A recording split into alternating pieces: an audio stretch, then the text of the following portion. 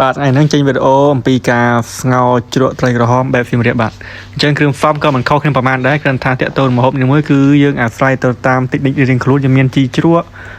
ដេងក្រូចក្រូចសើចក្រូចឆ្មាហើយពិសេសគឺត្រីបាទអញ្ចឹងយើងបើភ្លើងតាក់ទងនឹងការស្ងោរជ្រក់ចំណុចចម្បងគឺយើងដាំទឹកឲ្យពុះហើយដាក់គ្រឿងផ្សំចូលទាំងអស់មានក្រូចសើចគល់ស្លឹកគ្រៃរំដេង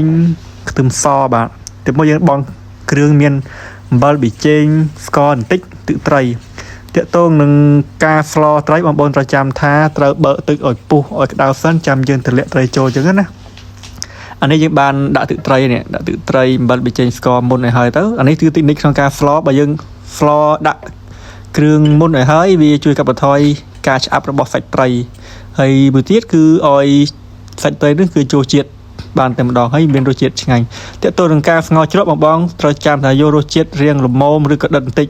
ពីព្រោះពេលយើងញ៉ាំគឺយើងសម្រេចជាមួយនឹងដាក់ក្រូចឆ្មាចូលឥឡូវទឹកពុះហើយយើងទម្លាក់ត្រីចូលទៅតាក់ទងនឹងការទម្លាក់ត្រីចូលបងត្រូវចាំថាកុំកូរត្រីឲ្យសោះទម្លាក់មិនគឺអញ្ចឹងតែកាលណាយើងកូរវាអាចបណ្ដាលឲ្យសម្លហ្នឹងវាឆ្អាបត្រីព្រោះយើងស្លដោយការប្រើត្រីបាទអញ្ចឹងយើងដាក់ត្រីចូលហើយរួចហើយបាទឥឡូវពុះហើយអញ្ចឹងពេលពុះហើយយើងភ្លក់ដើម្បីសម្រេចរសជាតិអញ្ចឹងត្រូវចាំថាយករសជាតិកុំសាបពេកកុំប្រៃពេកពីព្រោះយើងញ៉ាំយើងដាក់ទឹកត្រី